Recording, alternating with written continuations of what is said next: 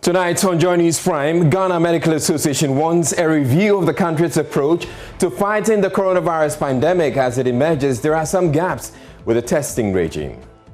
Nobody has asked whether or not I've been to Joy FM, whether or not I've been to church, whether or not I have been to any other place and the people I've had contact with. Key component of the testing, the fact that it has its own positive effects, as I said, has brought a lot of challenges that we are trying to address. We really need to take a critical look at what is happening to us. I think that at this point, we need to have a complete review of all the processes that we have put in place.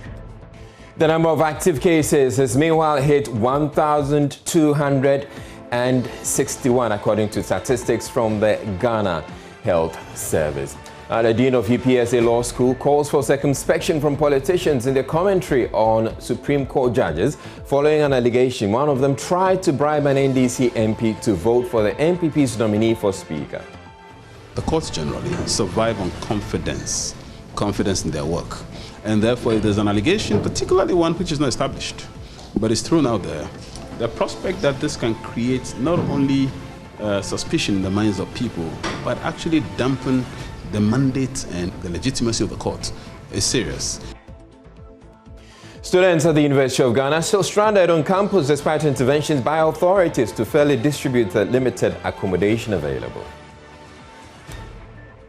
Business, Securities and Exchange Commission asked to do more than issue a warning on the operations of Chinese firm Chi Century Huang Yue Group Limited. My name is Israel. And Joynews Prime is coming to you live from our Fanofa studios at Kokumlimli here in Accra, your digital terrestrial TV, because we are free to air, and also on DSTV channel 421 and GoTV channel 144. This is a home of independent, fearless, credible, and impactful journalism. Do stay tuned in.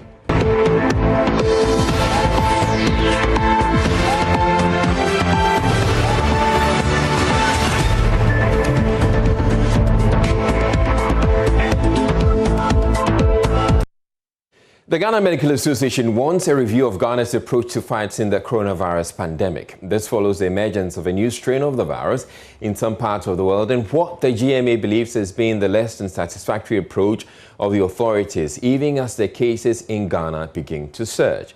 The number of active cases in Ghana has shot up to 1,261.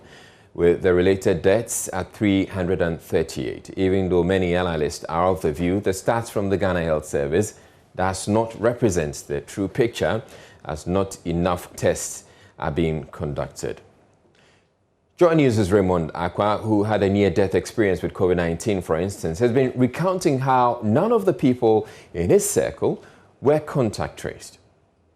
Since I got the results and moved to the hospital, and there were days in between getting the results and moving to the hospital, nobody has asked whether or not I've been to Joy FM, whether or not I've been to church, whether or not I have been to any other place and the people I've had contact with. In fact, I am convinced that nobody in the system knows who I live in my house with, how many people are here, and who I'm in constant touch with. I'm not indicting anybody. My own wife, who has been with me throughout all of this, there isn't a single time I recall she's been asked, where have you been going? You've been with this gentleman through this, right from the beginning. In fact, she rushed me to the hospital the day I had the crisis.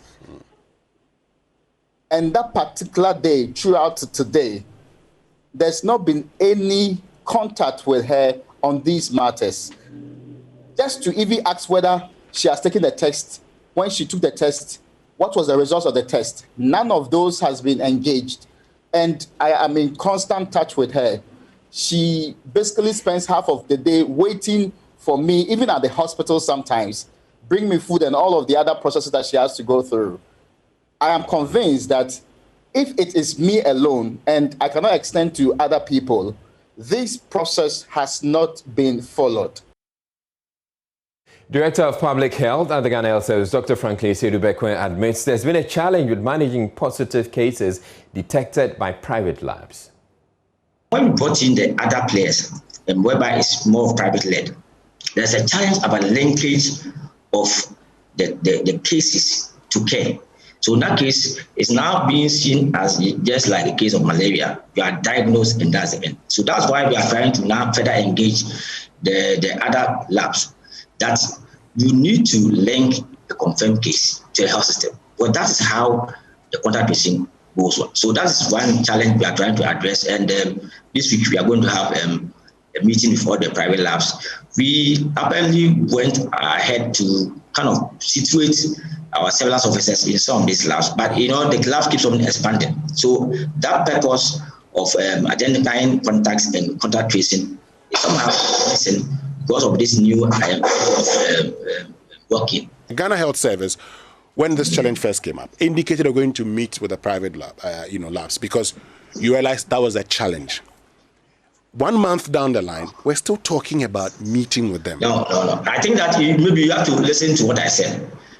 Now, almost every other week, we have a new private lab being opened. So as they open, then they need to have more engagement. And clearly, as I said, so if you look at places like Yahoo and MDS Lancet and the rest, we actually engage them on a regular basis, focusing on the linkage to care. So Raymond, for instance, tested at Noguchi. Noguchi had been doing the test all this while. Are we saying that linking hasn't been done all because Noguchi has been testing, and here's a case where nobody in his household has been contact traced ever since he, contracted COVID-19.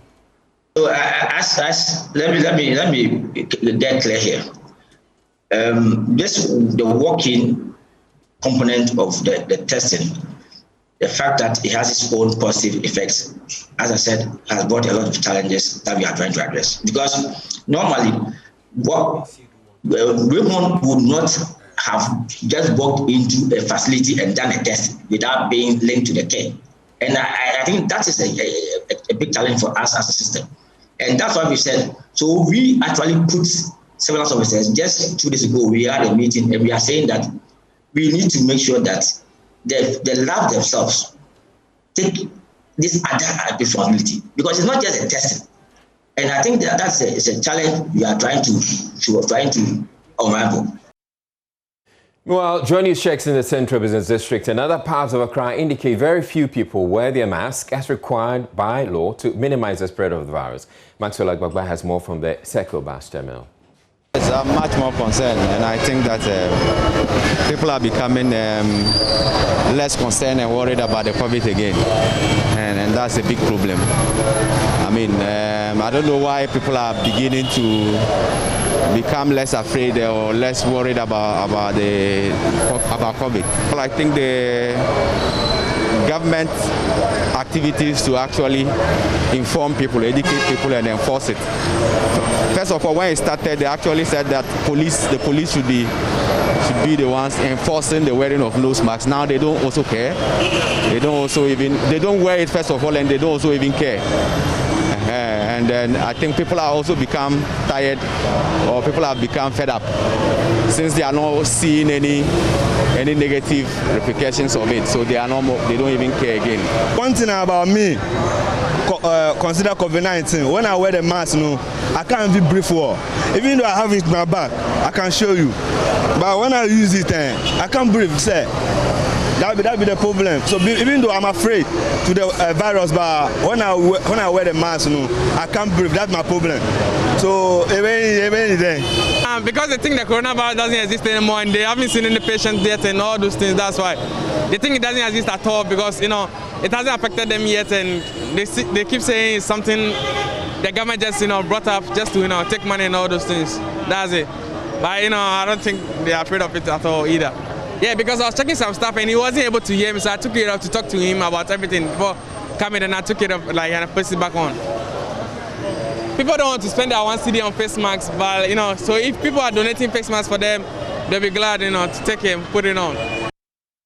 Well, General Secretary of the Ghana Medical Association, Dr. Justice Yang Sing, made the call for the review of the country's approach to fighting the pandemic on Joy FM's Super Morning Show? I think that we should call a spade a spade. As a country, gradually, we are going to sleep as far as COVID-19 is concerned. The situation is that, one, enforcement is not happening at any levels whatsoever. By enforcement, I mean all the protocols that we have put in place. Let's be truthful to ourselves.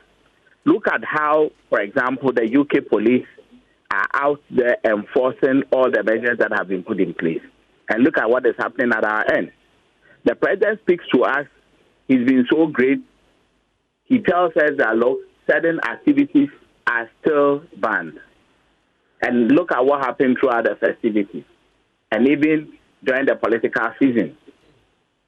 Has anybody been brought to book for any particular action?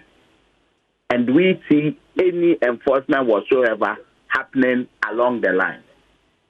Some of our problems are self-inflicted. And if we don't take time, it is going to hurt us and hurt us so much. I can tell you that over the Christmas period till now, I have had calls from over 20 different families who have had COVID one way or the other.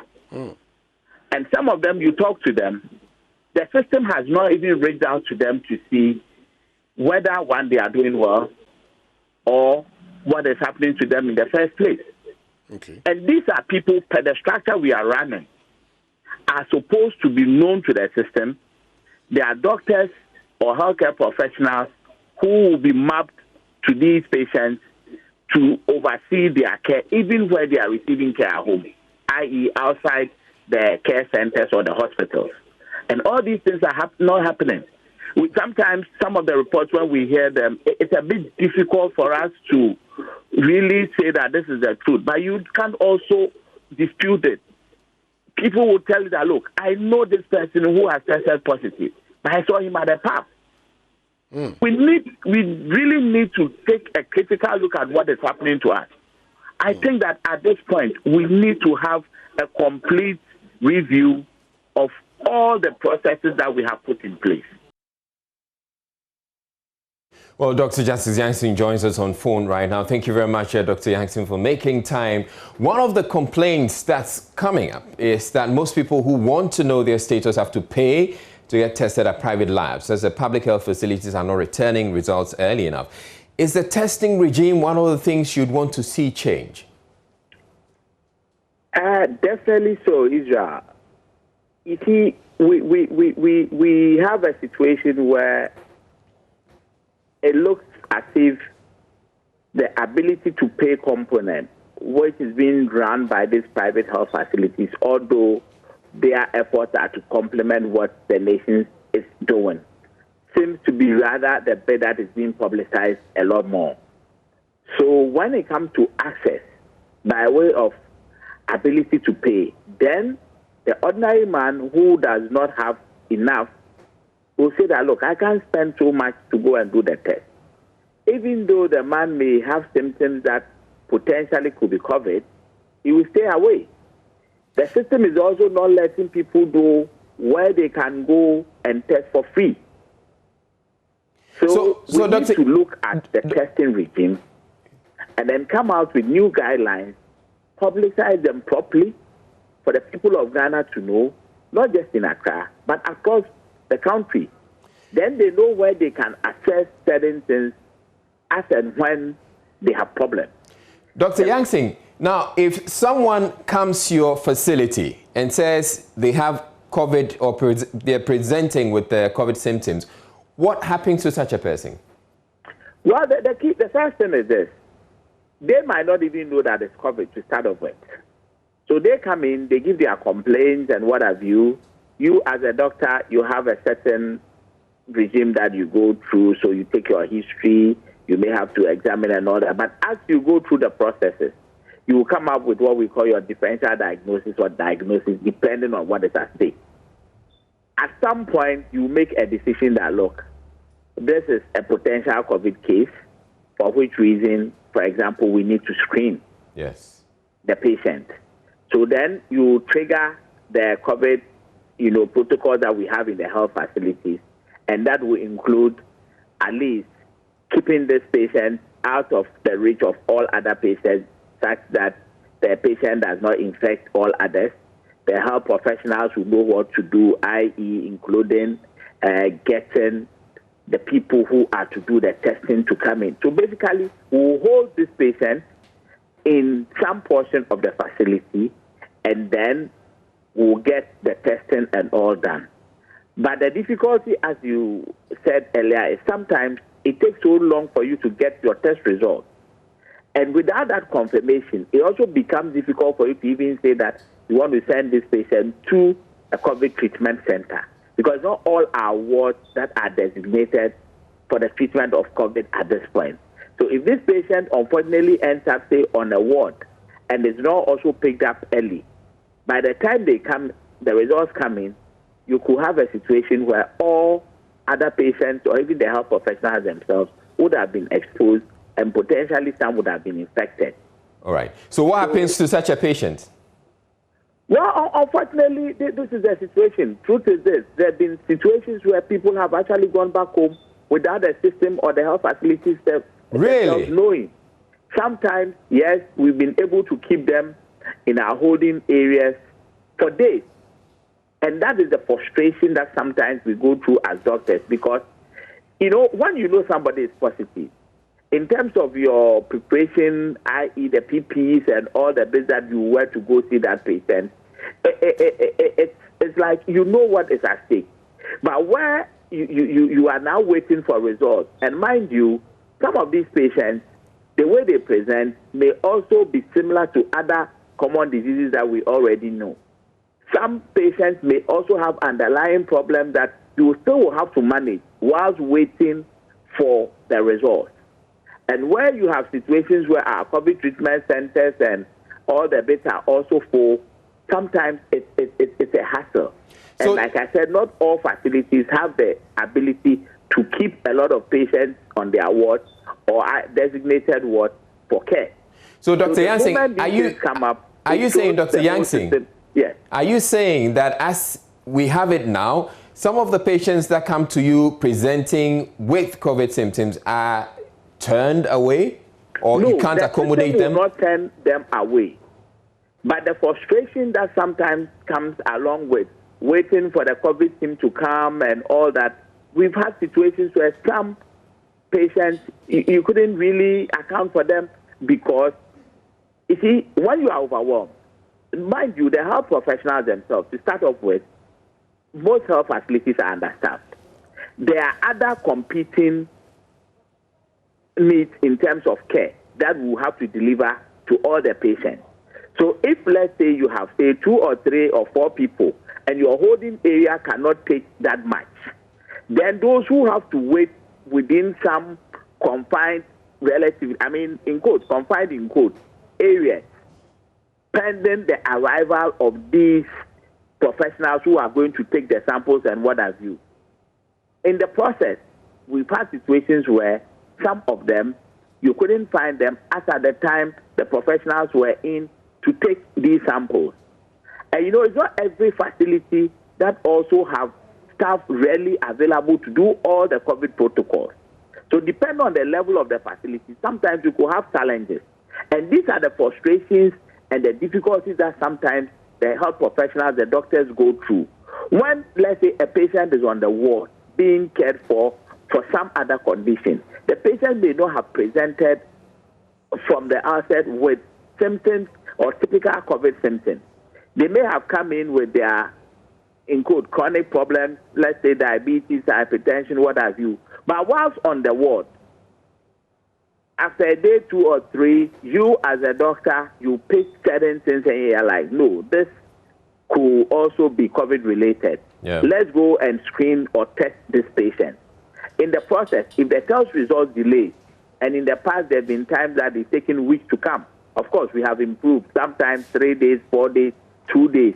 But as and when the delays happen, you are already saddled with this patient on a regular ward, not a COVID designated ward, because you need to get the confirmed result before you can move the patient to, say, a COVID treatment center. Right. Meanwhile, there are other patients who are also on the ward. Yes. So when these things happen, then there's a bit of uncertainty around everybody because Dr. Yangsing, they have been exposed already. Dr. Yangsing, and the test results are not coming in the way you want them to come in. Yeah, Dr. Yangsing, what's the one thing you'd want to see immediately changed about this approach?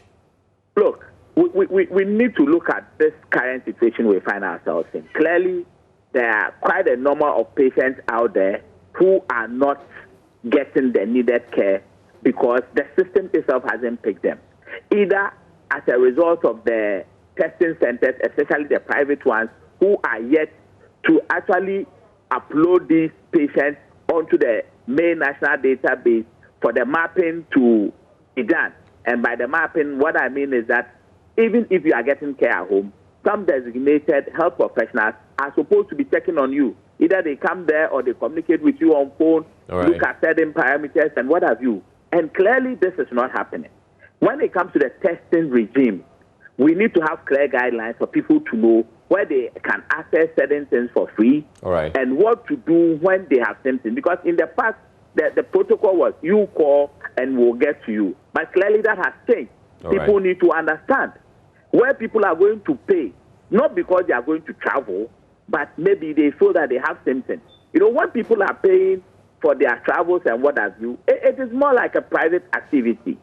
And for that one, I don't have any difficulties with them. But when the ordinary man on the street, all the education we've done, thinks that, look, what I'm experiencing could be covered. Or maybe he thinks that, look, where I am, I need to know my status. How do they assess the testing sites that we have? So do they always have to pay? And if they are paid, how much? Is it going to be some subsidized rate? Or they are going to pay just like somebody who is going on his own private, frolic elsewhere, who has to go through a certain testing regime just to satisfy the needs of, say, the airlines or the countries that they are going to visit. All right. Thank you very much, Dr. Justice Yangsing, as the General Secretary of the Ghana Medical Association. You're watching Joynews Prime, and moving on to other stories. The Dean of the UPSA Law School, Dr. Ernest Kofi Abochi, is calling for circumspection from politicians in their commentary on Supreme Court judges.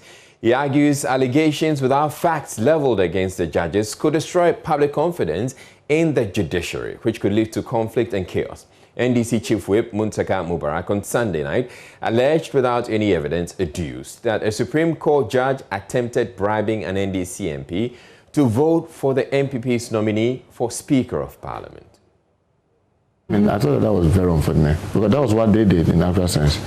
They were reaching out to our members and they were offering them all manner of things. Let me tell you, there was one that was led by, so shamefully, a Supreme Court judge called a colleague, lady, telling her what they will give her. She has children, they will help her take care of her children. She can take fuel from a filling station for the 4 years.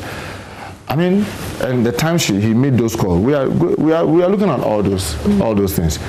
Not even one person, a number of them. But you see, like I always say, the game is a game of evidence. So you need to put them together before you can. I'm sure maybe not too long to come, we may have a press conference on that. Speaking to Joynews on the sidelines of a UPSA Law School and One Ghana Movement Constitution Day lecture, Dr. Kofi Abochi said such allegations do not help the work of the judiciary.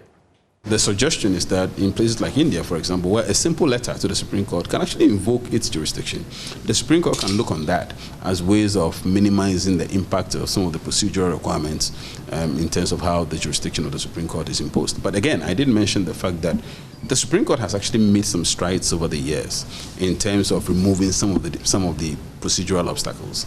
And the one that I mentioned notably in this respect is the Supreme Court's shifting away or moving away from the imposition of costs, for example, for wrong steps that are taken in the Supreme Court or for, say, wrongful invocation of its jurisdiction.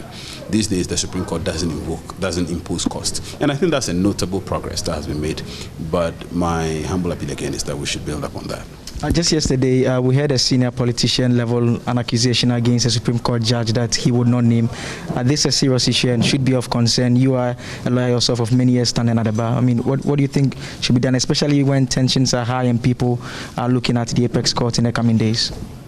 I will charge, not charge, but I will urge our political class to be circumspect in our pronouncements, because Supreme Courts, not just Supreme Court, the courts generally survive on confidence in their work. And therefore, if there's an allegation, particularly one which is not established, but is thrown out there, the prospect that this can create not only suspicion in the minds of people, but actually dampen the mandate and the legitimacy of the court is serious. And I can tell you what, in many countries that fell victim to civil wars, the starting point was to bastardize the courts. Dr. Bochi has meanwhile blamed a desire by the two main parties to exploit the powers of Parliament as reason for the violence that marred last week's election of Speaker. The ongoing heated attempts by both parties currently to lead the House is largely born out of a desire to exploit the powers of the institution to its benefit from the standpoint of the majority. Should the ruling party secure the majority in Parliament, government will participate, or rather government will anticipate a free ride in its business with the institution, if history is anything to go by. And should the opposition party gain the most seats in Parliament, the government can expect frustrating obstructions. In short, Parliament has become a tool for the pleasure or pain of the executive, and its core functional purpose has been lost on all of us. Parliament's preference for majoritarianism has fragmented the institution for so long, and the conventional explanation that back-channel dealings by MPs is the linchpin of their work affords little assurance to a skeptical public who have come to view Parliament with growing doubt and even suspicion. The bright lines drawn between the parties on key issues of government policy presented to the House for approval crowds out objectivity, and this principle reinforces the essence of might being right. Former managing partner of ENS Africa, Elikem Kwenye, who was chairman for the lecture, described the actions of the MPs last Thursday as barbaric. Last Thursday, though, I had to bow my head in shame, literally, when I saw those images of a few of our parliamentarians acting so, forgive my language, barbaric. As if it was not bad enough, on each of the several Zoom and Microsoft Teams meetings I attended that day, and many emails and WhatsApp messages that I received and continue to receive from around the world, I was asked about the shocking images going fast and furious around the world. The climax of my embarrassment was when my teenage nephew asked me about the clip. What moral authority do I now have to continue to insist that disputes are resolved by the mouth and not the fist? I do hope the full might of the relevant rules are applied to those behind this to set a precedent that our dignity of Parliament is never made to stoop so low. I'm also saddened, although highly enlightened, by the verdict, perhaps damning verdict, delivered this morning. Sleeping and disengaged citizens who have not as yet, at least the vast majority, heeded the President's call to be citizens and not spectators. You're watching Joynews Prime. We're taking a break, but still to come in the bulletin. Students at the University of Ghana are still stranded on campus despite interventions by authorities to fairly distribute the limited accommodation available. And then in business, which comes up next, Securities and Exchange Commission has to do more than issue a warning on the operations of Chinese firm Chi Century Huing Yue Group Limited. Is it just issuing a statement to its potential customers? Why is SEC not taking action if indeed the organization is flouting the regulation that SEC supervises? Stay tuned in. We have business coming up after this break.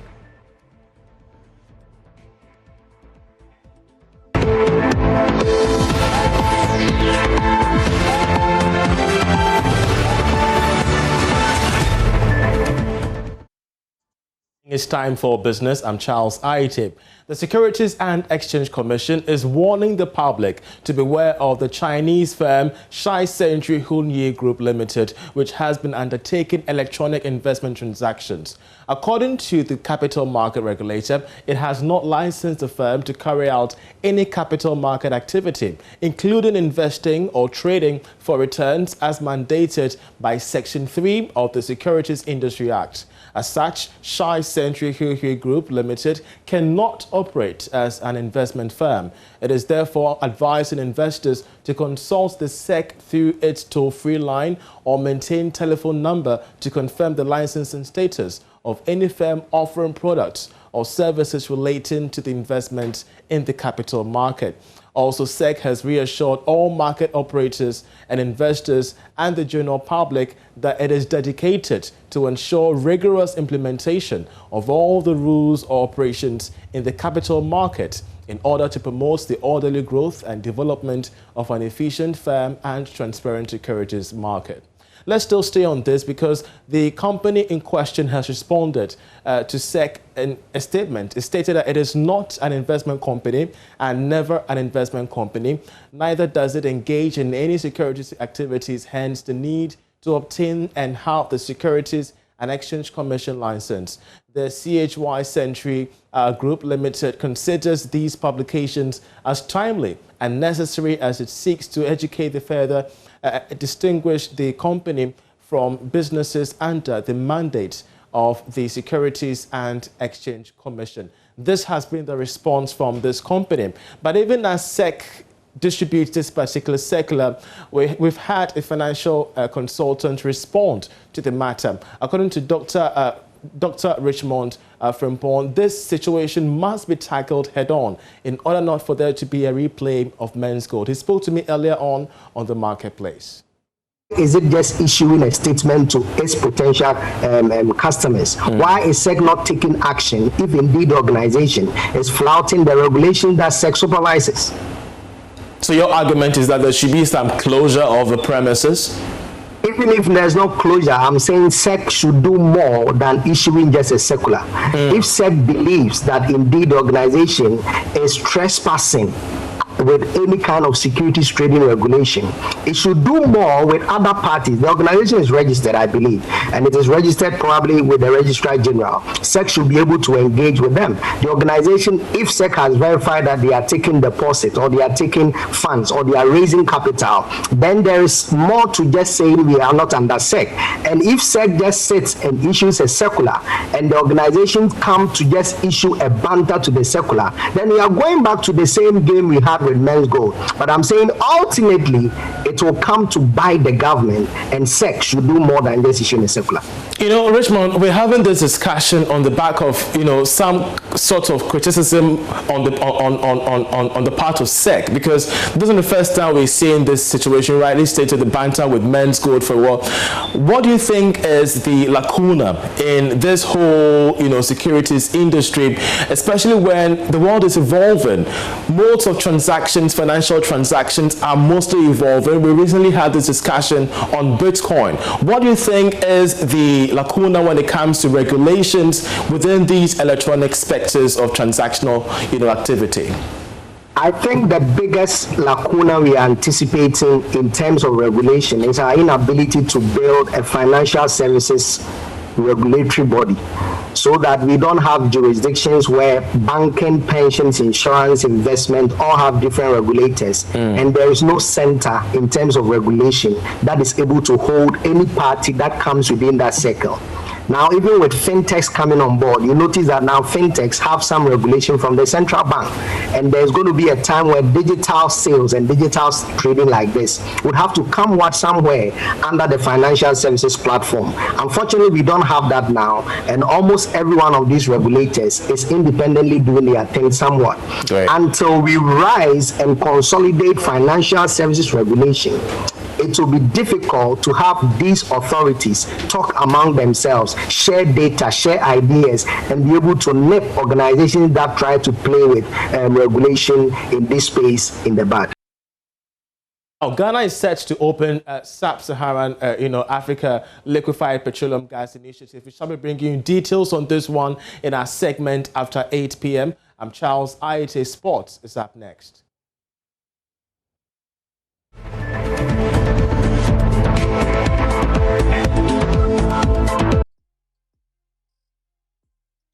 Right, it's time for showbiz, and finally, Becky.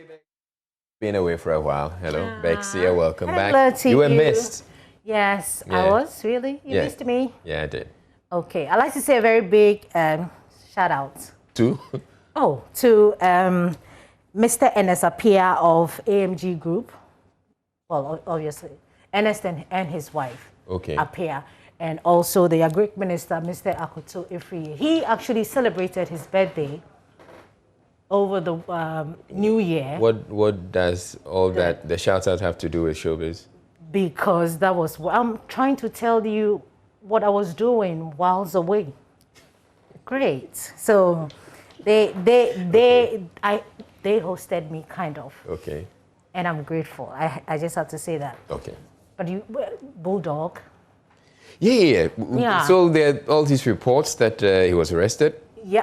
He wasn't arrested. He was called for interrogation, and I'm told, my sources told me that he's been released already. It's just something, the comments that he made on UTV over the weekend, saying that the president will run if he didn't, or if he doesn't help pay Men's Gold customers. So really, yeah, it was something that, but he actually explained this morning earlier on OKFM that he wasn't really saying that he was going to attack the president, but he's saying that the pressure that will be given by Men's Gold customers will make the president run. So people took him out of context, but he was not arrested. I don't know the difference. I mean, invited to the police to be interrogated, and I'm told that he's been released already. So that's just about Bulldog. But let's talk about some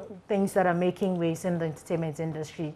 Over the weekend, we had a folklore music night, and we've been speaking to Akable. Remember legendary Akable? Yeah. He says that we have to make it a point to bring in our culture, especially when we're having all the entertainment stuff and all that. So when you're having your music, say bring in, the Agbaja, bring in the Wolome, bring in all these people. That will make Ghana. It will help preserve the culture. The culture, yeah, basically.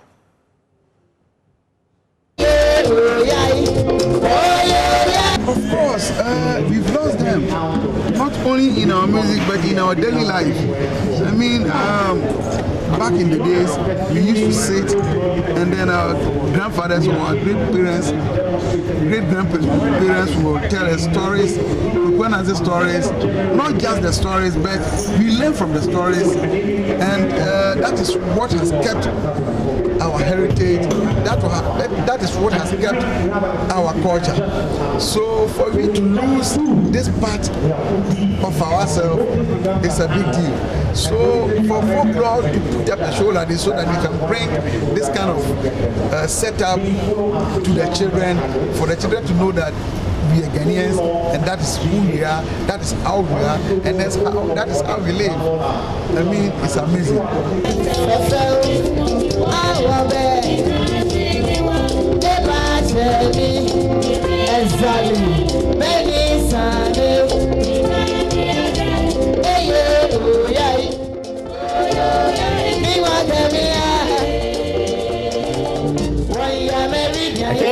The guy who was dancing in the front, he stole the show. What kind of dance is that? Hey, Ghana, 2021. Me, I don't want to talk 2021. No, I just, want to mind my business. Okay. But Kwakasa wants to still pursue his long-time dream of being a lawyer.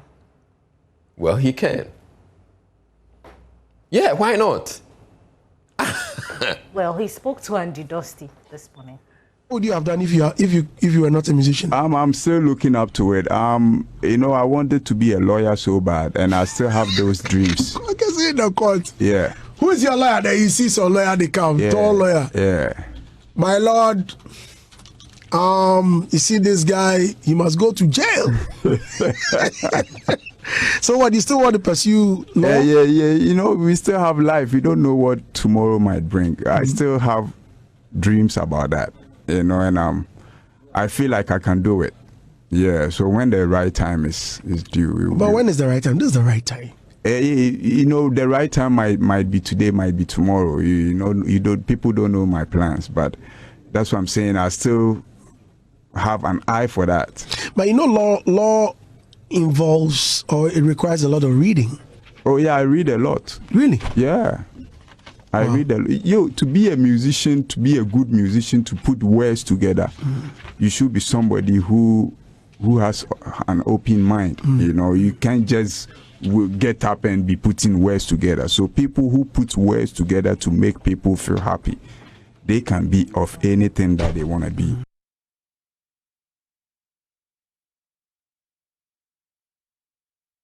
Of his fans, you know, wherever he goes, they say, Abu crazy. And then he can't say crazy in the courtroom. But that's what he's supposed to No, say. but he can't because he's in a courtroom. Okay. So he probably, gyroff, courtroom. But are you still pursuing your dreams of becoming a pilot? A pilot, yeah, I haven't given up on it yet. Okay. Okay, I'll also become... What? A billionaire. Yes. Let's talk about Mama Zimbi, Akuma Mama Zimbi. She was on E-Vibes. Remember during the election period, the president was watching Joynews? Yes. You see, when I tell you that the president watches Joynews, a lot of people don't believe me. No, I mean, nobody. So I have who doesn't believe you? I don't know. That's not in contention. The issue in contention is whether he watches E-Vibes. E-Vibes, which is true. He called me the last time. He called you? Well, through somebody, you know. He said, Bex, your show is fantastic. Okay. And he loved the bit about Akuma Mazimbi telling us her story and what she will be remembered for. Let's take Akuma Mazimbi. Akuma Mama Zimbi, they'll ask you, the one who talks about sex, because I was the one bold woman who gave my life and myself out in the year 2000 to educate people, married couples, about intimacy, because it was part of it. To be romantic, to be sexy, to respect your husband, to respect your wife, not to be shy when you're in bed with your husband, you know. So they remember me out of the empowerment that I've given them, and then how to dress, how to talk, how to be romantic, you know. And also have an NGO, Mama Zimi Foundation. I'll also say people will remember me on my widow's Mama Zimi Foundation because I empowered women a lot.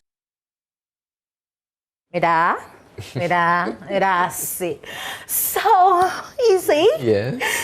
Let's end the show now on Mama Zimbi notes.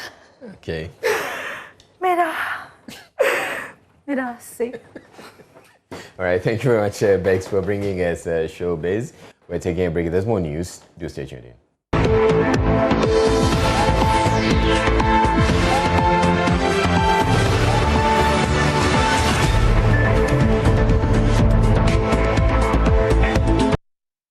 Thanks for staying with us here on Joynews Prime, and it's now time to bring you sports. My name is Hans Mensah, and let's begin from the Accra Sports Stadium, where Kumasi Asante Kotoko beat Liberty Professionals by 2-0. The name on everyone's lip is Asante Kotoko's Brazilian midfielder Fabio Gama.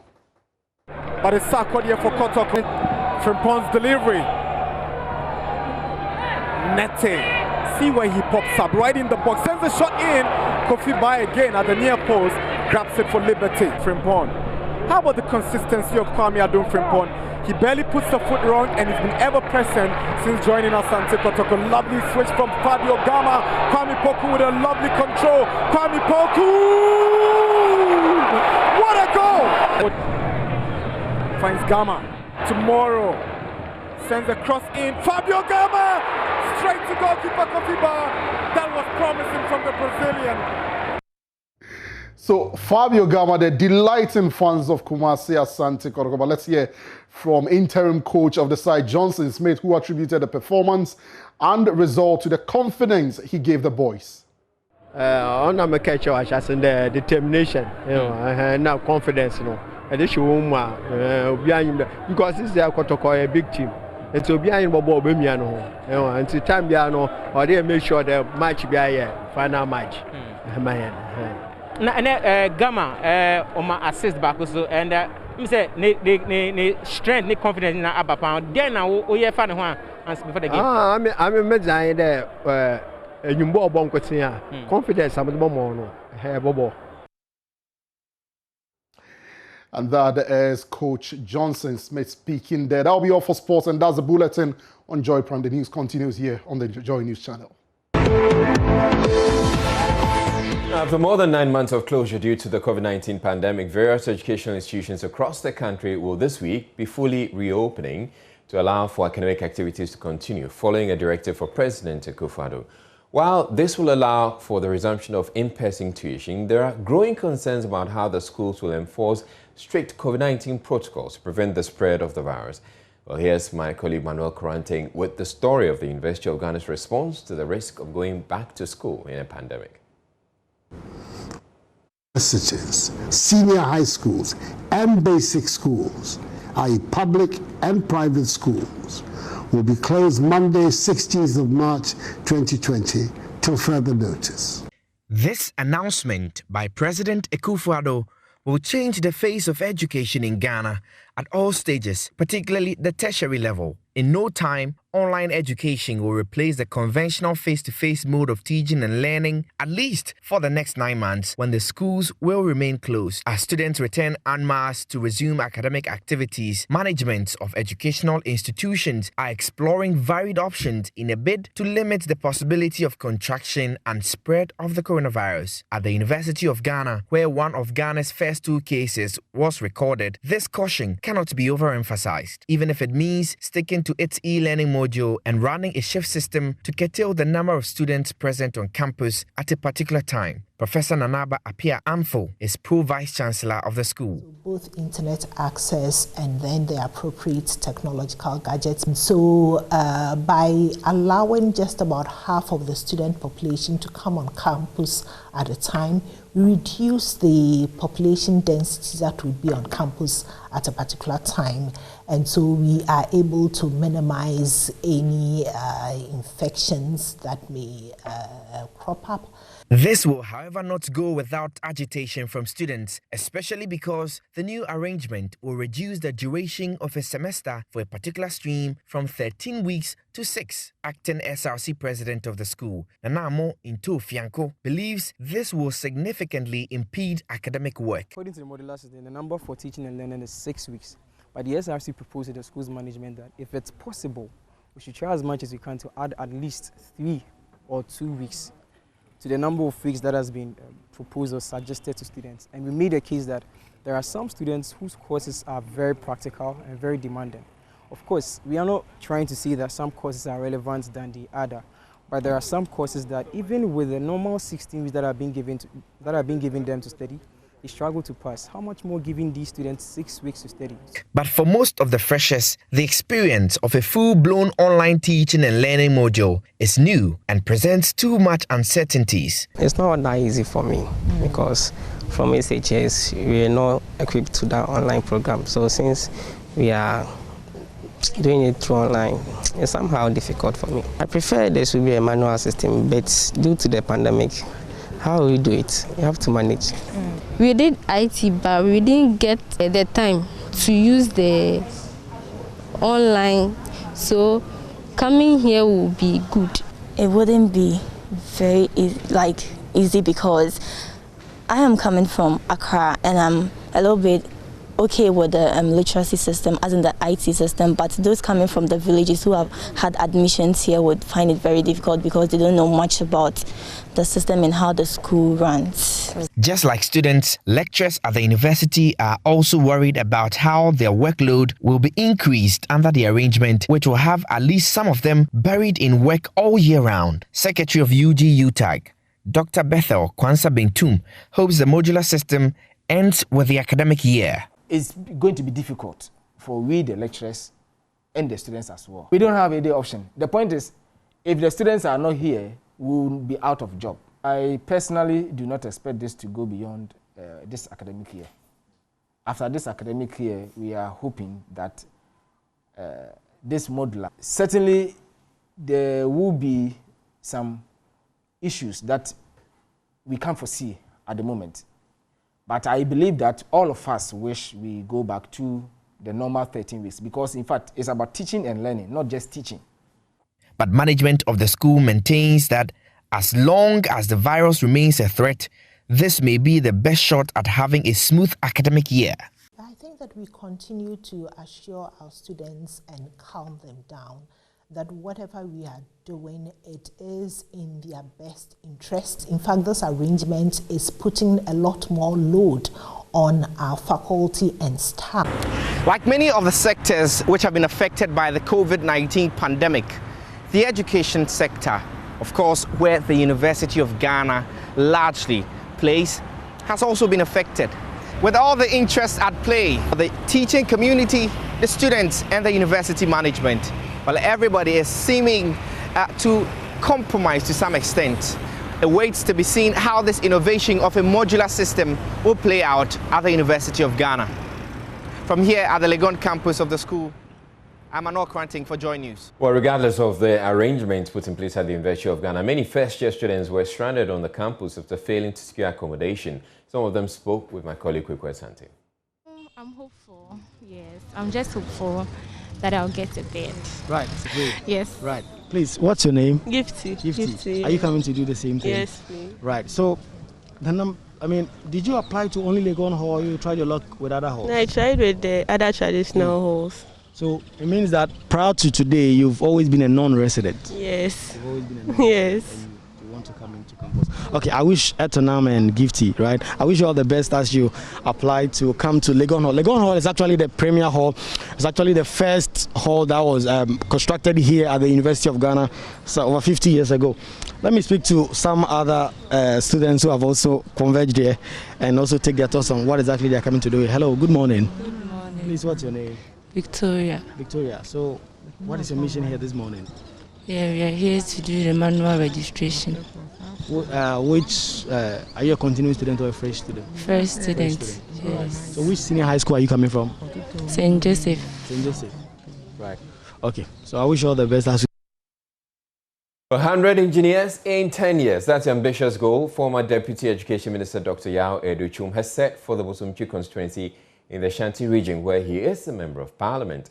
Dr. Edu-Chum, an educationist of over 2 decades standing, is hoping this initiative will help industrialize the largely agrarian area. The first batch of 30, led by the MP himself, left the constituency Monday morning to the University of Mines and Technology in Takwa with their education fully funded. My colleague Justice Baidu was on that bus with them and I sent through this report. Emmanuel Owusu left senior high school in 2019 with aggregate 10.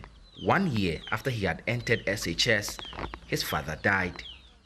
His middle-aged mother sold a plot of land, the only property she ever had in her name, so Emmanuel could finish school. Emmanuel had 5 other siblings.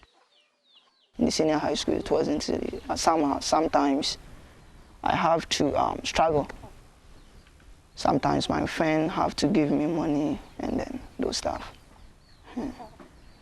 I have to starve and then learn. It wasn't easy.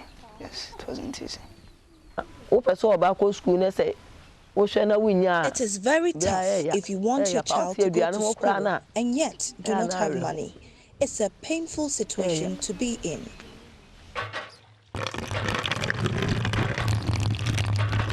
Elsewhere, more than 2 hours drive away, in the village of Bedase, Jennifer Dankwa, she too, a 2019 SHS graduate, has been waiting to enter university. I see myself as someone who will be great in the future.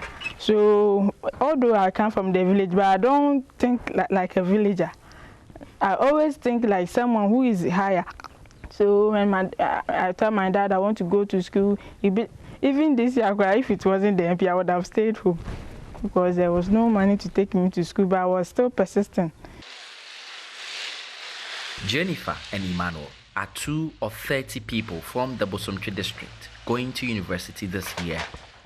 They are on a special program by the Member of Parliament for the area, Dr. Yao Osei Educhum. The program seeks to produce 100 engineers over the next 10 years. They are supposed to return to the constituency and bring back their knowledge to work here.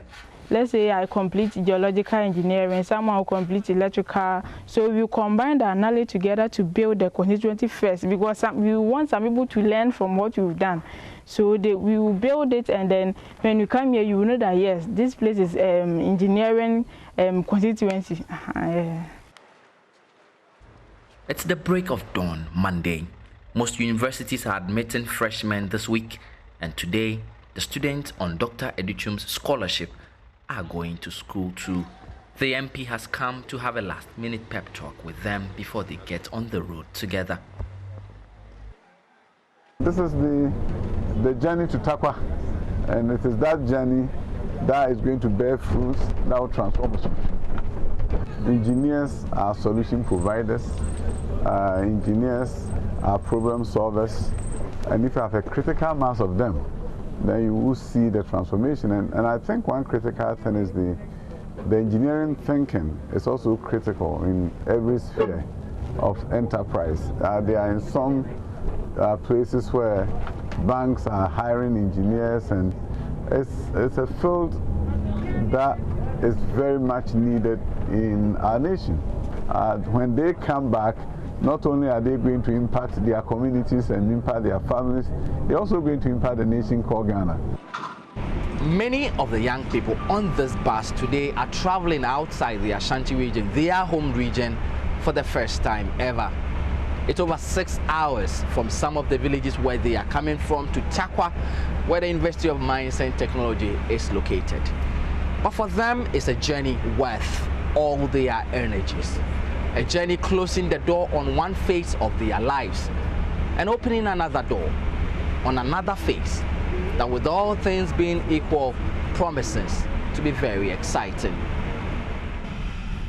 For this community, I'm going to be the first engineer. So it will help not only for myself, but for the community, because if they are doing anything that need the help of those of us who are going to study there, we can also contribute and help the community to, they can accomplish it with our help.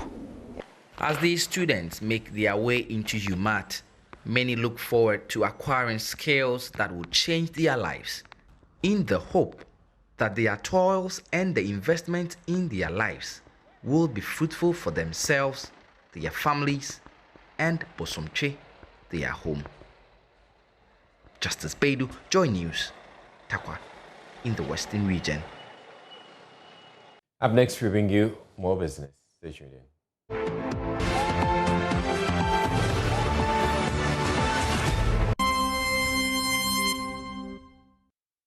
Welcome to business. Ghana is set to open Sub-Saharan Africa's first liquefied natural gas to power project as it moves to position itself as a hub for the cheaper fuel in the region. This model has been successful from Asia to Latin America in recent years as they allow nations to switch from dirtier fossil fuels to keep the light on. And for sellers, integrated LNG to power provides a guaranteed outlet for the fuel. Here's what we know about this particular initiative. First of all, the Tema LNG Terminal Corporation received the floating regasification unit from China on Wednesday.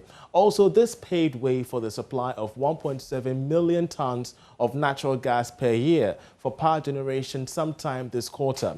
As well, the $350 million project has been under construction for about 2 years ago, backed by Helios Investment Partners and Africa Infrastructure Investment Managers.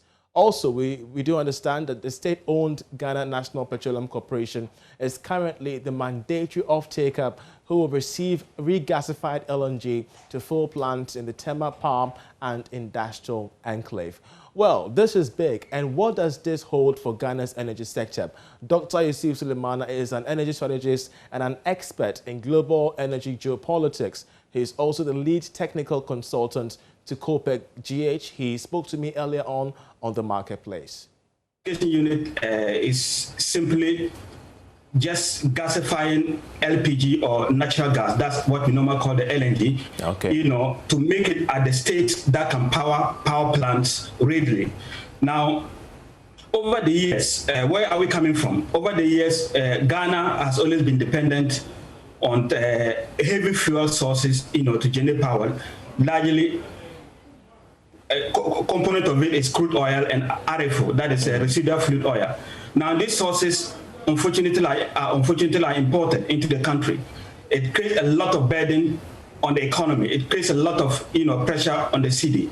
Now, to the extent that we're going to have a structure that will be within our shores, that to be able to provide this quantum of gas, LNG, which is largely methane, let's say 90% methane, you know, which is cleaner, fresher, and more purer at competitive rates, you know, to power our power industries. That would be great. Interesting. Now, you remember the history about IPP. Why the IPP came to light? IPP came because industries were ready for power, but there was virtually no supply of power. In fact, domestic consumption for power was not even available, and that's how come we had to do so. Now, three things accounted for this. We need power availability, we need power affordability, and we need power dependability. If these three things are not met, we are not going to have sufficient supply of power that will be inured to the benefit of the end user. Well, government has reversed the shortfall in the recent Treasury bill sales target by recording an 8.7% oversubscription in the latest auction. That's according to the Bank of Ghana's weekly sale, of which Charles Nixon-Yeboah has the details. If you look at the target allotment, importantly, government was able to mobilize enough money, in actual fact oversubscribing by 8%, and that's very important for the economy because in recent times, for the last 3 weeks, government has been failing to meet its target, but this time around it was able to do better in terms of the sale of treasury bills. Clearly, when it comes to the 91-day treasury bills, the government was able to mobilize more than 950 million cedis at an interest rate of about 14.09%. With respect to the 182-day treasury bill, which apparently is a 6-month bill, it was able to mobilize a little above 122 million cedis at an interest rate of about 14.14%. So you could tell that in terms of the yield or interest or the pricing on the instrument, it's within range. It hasn't really increased by a larger extent. It had only gone up by 100 basis points, which is about 0.1%. So it's good news for the country because there is a level of investor confidence in the economy. When you are able to achieve your target, even it's being oversubscribed by a certain margin. So it sends positive signals to the investing public. And you know, government always have to go to the market to issue treasury bill as part of mobilizing finance to finance the budget, as well as other capital projects which are very critical, i.e. hospitals, roads, and there's a need for government to float financial instruments to mobilize enough revenue to be able to finance some of these projects. So on a whole, we will say that the government did fairly well this time around. Perhaps investors are seeing the positive sentiment after the president was sworn in recently. There had been some level of improvement in the general business environment. So clearly going forward, we anticipate that government will be able to mobilize more of these short-term funds to be able to finance the budget. And it is very, very critical as far as we are concerned. We are hoping that interest rates on the instrument would go down, because when it does go down, it also have a rippling effect on cost of borrowing. And as businesses, as consumers who borrow from financial institutions, they want to see cost of credit or lending rates going down so that they'll be able to borrow with ease. Well, that's how we end business. I'm Charles IHA. Enjoy the rest of the bulletin. All right, and that'll be it for the bulletin for this evening. I'm Israelite. Thank you very much for watching. You have a good night. Up next week.